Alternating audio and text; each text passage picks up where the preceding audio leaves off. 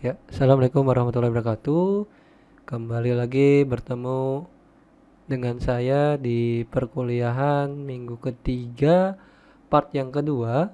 Setelah sebelumnya kita sudah membahas mengenai proses terbentuknya batuan, kemudian juga beberapa jenis batuan yang sudah kita bahas yaitu batuan beku dan batuan sedimen.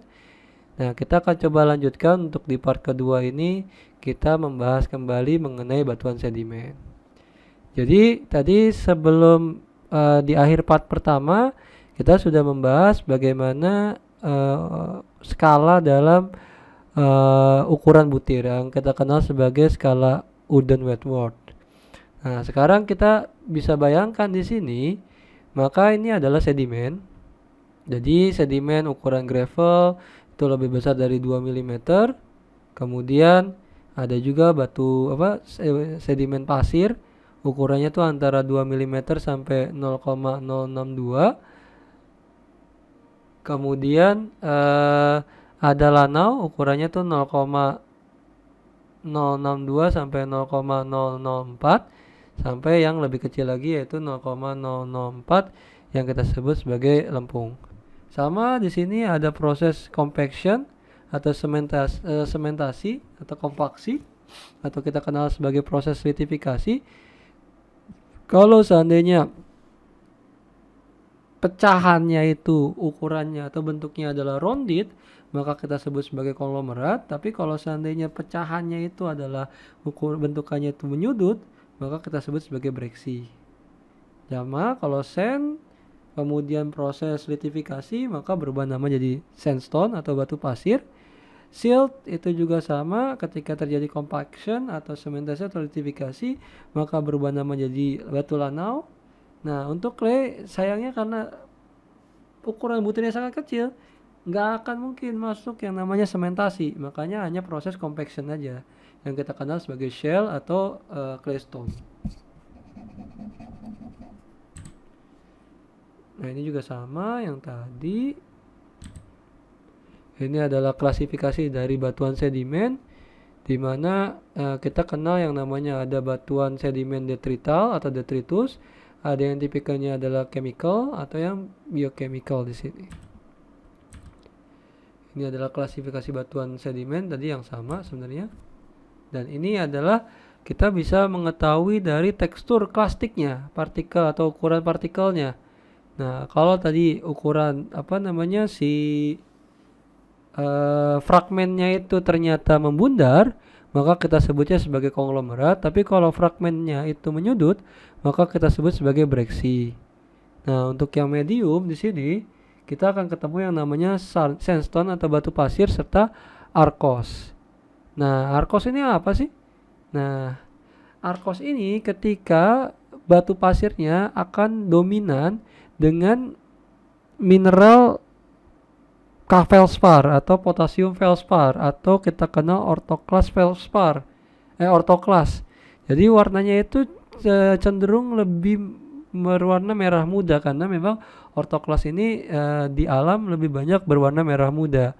Jadi ketika kandungan K-feldspar-nya lebih tinggi dibandingkan kuarsa, maka kita sebut sandstone-nya itu adalah jenis arkos. Untuk yang fine kita sebut sebagai siltstone. Untuk yang very fine ini kadang kita sebut sebagai shell atau mudstone atau juga claystone. Nah, ini adalah untuk yang kimia, biokimia dan beberapa sedimen organik. Nah, ini adalah yang tipikal dari batu gamping. Nah, ada batu gamping yang kristalin. Dia biasanya kalau yang batu gamping kan biasanya karena bentukan terumbu ya. Nah, ini bukan, tapi dia lebih ke arah ukurannya seperti butiran. Nah, makanya dia kita sebutnya sebagai kristalin limestone. Ada juga yang mikrokristalin limestone, di mana kristal-kristalnya ini jauh lebih kecil dibandingkan kristalin limestone. Kemudian ada juga travertine. Travertine ini adalah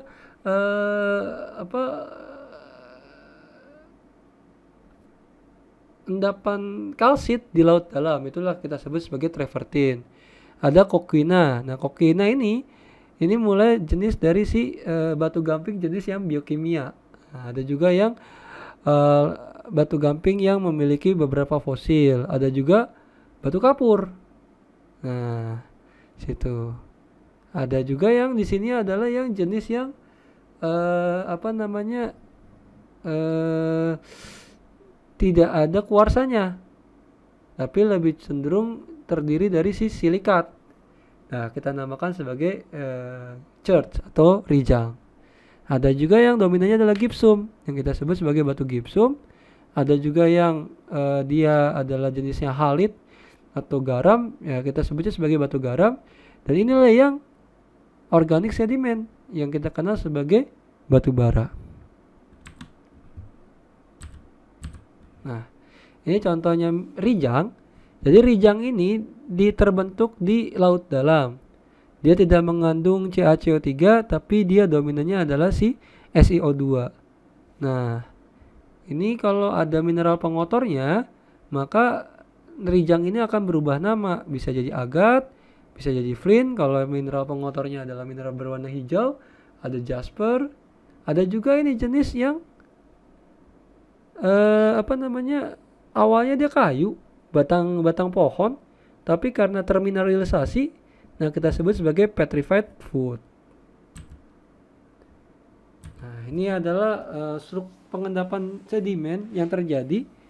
Bagaimana kita bisa mengetahui apakah dia tipikalnya arus laminar atau yang turbidit.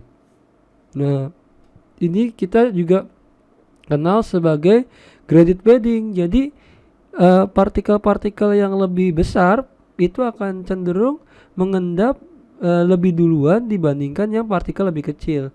Makanya kalau kalian nanti ngelihat di batu pasir, kalian akan menemu yang namanya beberapa bentukan seperti graded bedding. Jadi yang ukuran lebih halus itu lebih atas dibandingkan yang ukuran lebih kasar. Dan ada beberapa struktur lain, ini yang kita sebut sebagai cross bedding atau semacam perlapisan silang siur di situ, karena tadi ada sumber angin yang arahnya berbeda.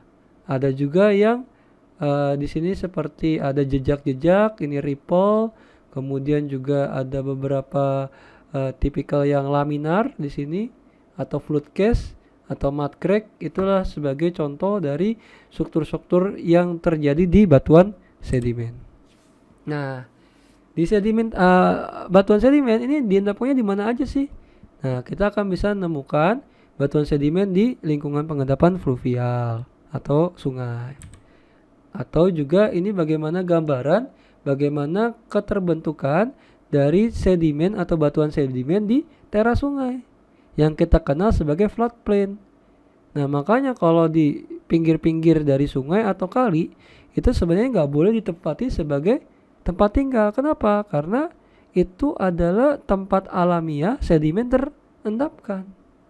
Jadi yang salah itu ya bukan alam yang salah, tapi manusianya yang sudah melewati batas yang seharusnya itu bukan jadi tempat tinggal, tapi malah jadi tempat tinggal. Nah, ini untuk yang kondisi di laut, bagaimana keterbentukannya. Ada yang kita sebut delta, ada yang kita sebut sebagai batu karang, ada continental shelf atau batas dari si benuanya, ada pantai, ada gumuk pasir, ada lagun, ada tidal flat, dan ada bagian yang laut dalam di sini. Dan ini bagaimana semua pengendapan yang ada di bumi untuk di lingkungan pengendapan sedimen. Ini jadi secara umum inilah yang akan kita dapatkan. Jadi lingkungan-lingkungan inilah yang akan menghasilkan suatu endapan yang kita kenal sebagai endapan sedimen dan proses sedimentasi terbentuk di sini. Jadi secara umum yang namanya sedimen dan batuan sedimen ini punya prinsip terhadap waktu yang kita kenal sebagai hukum Steno, di mana hukum Steno ini mencakup ke dalam 3 hal. Yang pertama adalah lateral kontinuitas secara lateral, superposisi, dan original horizontality. Ini akan kita bahas di pertemuan setelah UTS untuk lebih jelasnya. Oke. Ya, ini yang selanjutnya kita akan membahas terkait dengan batuan metamorfik dan proses metamorfosanya. Jadi batuan metamorfik umumnya terjadi di bawah permukaan akibat panas atau temperatur, tekanan atau pressure dan aktivitas fluida. Kalau dominannya karena dari temperatur kita sebut sebagai metamorfosis thermal atau kontak. Kalau karena pengaruh dari pressure saja maka kita sebut sebagai metamorfosis burial atau beban. Kalau ternyata gabungan antara temperatur dan pressure, maka kita sebut sebagai dinamo thermal atau regional. Nah, jadi panas dari intrusi magma ini adalah sumber utama yang menyebabkan metamorfosis. Kemudian ditambah lagi adanya tekanan yang terjadi diakibatkan oleh yang pertama adanya beban lapisan batuan di atasnya atau yang kita kenal sebagai lithostatic pressure, atau ada juga tekanan diferensial sebagai hasil dari beberapa stres di permukaan, misalnya ada tectonic stress di sana.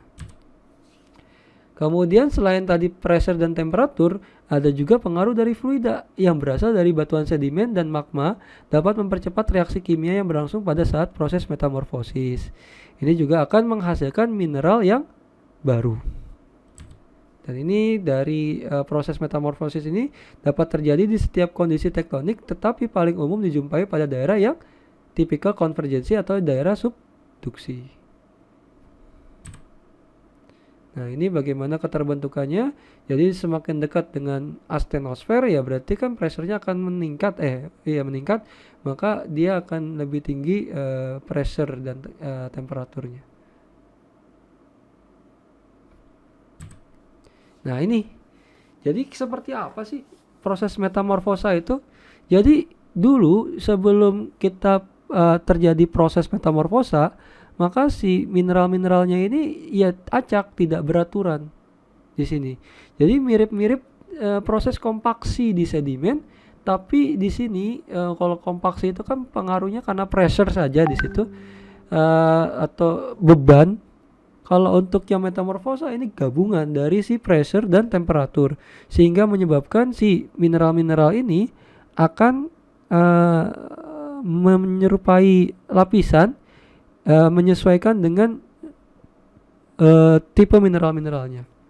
Jadi awalnya ini adalah granit, kemudian dia mengalami proses yang kita sebut sebagai proses metamorfisme, di mana yang awalnya granit dia akan berubah yang kita kenal sebagai batunya namanya adalah si skis atau gneiss di sini. Gneiss malah ini udah gneiss karena udah sangat kelihatan jejak-jejak si kelurusan dari si mineral-mineralnya. Jadi awalnya acak, kemudian karena proses metamorfisme, maka dia seperti ada garis-garis lurus di sini. Nah, ini kita kenal namanya bukan granit lagi, tapi berubah nama jadi gneiss.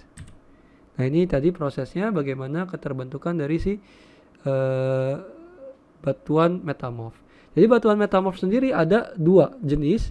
Yang pertama dia tipikal dari foliasi. Jadi kalau di batuan sedimen kita kenal yang namanya bedding atau perlapisan, maka kalau di batuan metamorf kita akan memiliki hal yang mirip dengan yang terjadi di batuan sedimen, tapi kita kenal sebagai foliasi. Nah, di batuan metamorf gak semuanya berfoliasi, ada juga yang non foliasi. Kalau yang foliasi nanti akan kita bahas secara detail. Ada 4 di sana, ada slate, ada fillet, ada skis, ada gneiss. Untuk yang non foliasi itu ada macam-macam. Ada yang kita sebut sebagai amphibolite, ada yang nanti kita sebut sebagai marmer, ada yang kita sebut sebagai quartzite, ada yang kita sebut sebagai hornfels. Nah, itu nanti kita akan bahas satu persatu. Nah, ini awalnya batuan asalnya ini mungkin adalah shell. Tapi karena shell ini tipikalnya ketika berubah menjadi metamorfisme dengan grade yang rendah, artinya dengan temperatur dan tekanan rendah, maka dia akan berubah menjadi yang kita kenal sebagai slate, atau bahasa Indonesianya adalah batu sabak. Nah, batu sabak inilah yang kita kenal digunakan sebagai cobek. Cobek asli itu biasanya dari batu sabak. Tapi kalau sekarang bukan batu sabak lagi, mungkin udah pakai semen gitu kan ya. Jadi yang awalnya seperti ini tidak beraturan, nah dia mulai membuat semacam foliasi, tapi untuk slate ini belum kelihatan, belum terlihat oleh kasat mata. Contoh lain nih granodiorit, karena dia tadi pengaruh dari high grade metamorfisme, nah dia berubah menjadi gneiss. Tapi nggak cuman gneiss saja, tapi gneiss yang terlipatkan di sini. Nah ini bagaimana keterbentukan dari metamorfisme untuk tingkatannya. Oke, ini tadi sudah. Jadi secara umum batuan metamorfik ini umumnya terjadi di dalam zona metamorfosis sebagai akibat dari perubahan kondisi tekanan dan temperatur. Fasies metamorfosis diceritakan oleh mineral atau himpunan mineral yang menciptakan sebaran T dan P tertentu. Metamorfosis dapat terjadi di setiap kondisi tektonik, tetapi yang paling umum dijumpai pada daerah konvergen tadi. Nah ini tadi namanya. Jadi kalau seandainya dia tipikalnya adalah yang foliasi, ini ada 4. Tadi ada slate, ada fillet, ada schist, ada gneiss. Teksturnya kalau untuk slate namanya slaty. Kalau fillet yaitu in between di antara slaty dengan schistose. Batunya namanya schist, teksturnya namanya schistose. Nama batunya adalah gneiss, teksturnya ada gneissic. Nah ini nanti kalian coba baca saja bagaimana kenampakan dari gneiss, schist, fillet, dan slate. Jadi secara umum yang paling terlihat foliasinya adalah gneiss. Nah ini tadi kalau seandainya dia tidak berfoliasi, itu contohnya adalah marble atau marmer, quartzite, hornfels, baik yang hornfelsnya itu dominannya adalah mica ataupun hornfels yang dominannya adalah plagioclase. Nah ini juga sama tadi bagaimana keterbentukan dari klasifikasi dari batuan metamorf. Dan ini adalah bagaimana kita mengetahui dari mineral penciri di temperatur tertentu. Contoh, misalnya kalau kita ketemu piroksen di suatu batuan metamorf, maka sudah dipastikan dia memiliki temperatur lebih dari 700. Gak mungkin piroksen ini muncul di temperatur lebih rendah. Atau kalian berharap ada klorit di temperatur 700. Sudah pasti dia gak muncul. Gitu, belum muncul karena klorit itu baru muncul ya di temperatur rendah. Dan seterusnya. Nah ini beberapa mineral index di mana kita bisa mengetahui proses metamorfismenya tipikalnya yang high grade kah atau yang low grade. Ini berdasarkan dari beberapa mineral index. Ada storolit, ada actinolit, ada kyanit, ada silimanit. Ada zeolit, ada epidot. Nah biasanya ini epidot ini muncul di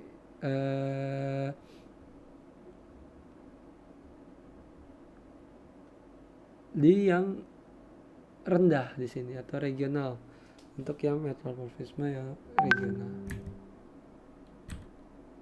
Nah ini kenampakan bagaimana batuan metamorf terbentuk di zonanya nih. Ini zona yang regional metamorfisme, ini adalah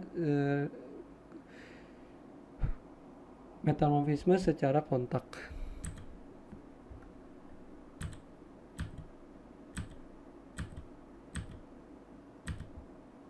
Nah ini tadi bagaimana ini zona dari burial metamorfisme atau pemendaman.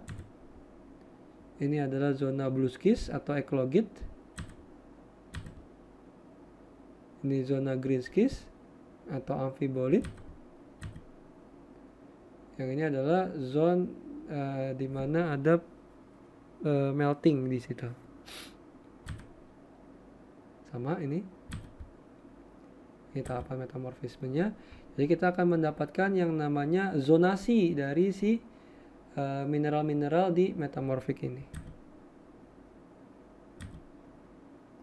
atau kita sebut sebagai fasies. Jadi ada blue schist fasies, ada zeolit fasies, dan berikutnya sama ini. Nah terakhir kita akan coba bahas mengenai penggunaan sumber daya. Contohnya karena di buku ilmu bumi kita akan coba bahas beberapa sumber daya yang ada di Amerika. Jadi ini contohnya ada yang berbentuk sumber daya metal atau logam. Ada juga yang sumber daya energi dan ada juga yang merupakan sumber daya non logam. Nah, ini adalah beberapa mineral logam yang ada di Amerika. Ini untuk yang non logam. Dan ini adalah semacam bentukan cebakan yang ada di reservoir migas. Jadi ini yang kita kenal sebagai yang kita sebut sebagai anticline. Jadi dia semacam bentukan kubah di sini. Dan disinilah kita dapatkan cebakan dalam bentuk stratigraphy trap. Atau bisa juga dia terjebaknya bukan karena stratigraphy, tapi juga pengaruh dari struktur. Atau bisa juga karena adanya kubah garam. Atau kalau di Indonesia garamnya diganti dengan mat. Jadi ada mat dom atau mat diapir di sini yang mungkin saja merangkap dari si migas ini. Atau tipikal yang pinch out ini. Jadi yang melensa ini yang terbentuk di sedimen tersebut. Oke, demikian untuk pertemuan minggu ketiga ini. Untuk minggu depan kita akan coba bahas mengenai pelapukan tanah dan pergerakan massa. Dan ini adalah tugas membaca dan diskusi. Nanti silakan mulai untuk berdiskusi dengan kelompoknya yang dipandu oleh asisten dari mata kuliah ini. Demikian untuk kuliah pekan ini. Kurang lebihnya mohon maaf. Apabila nanti ada pertanyaan, silakan ditaruh atau disimpan di kolom komentar yang ada di YouTube ataupun di Microsoft Teams. Kurang lebihnya mohon maaf. Assalamualaikum warahmatullahi wabarakatuh.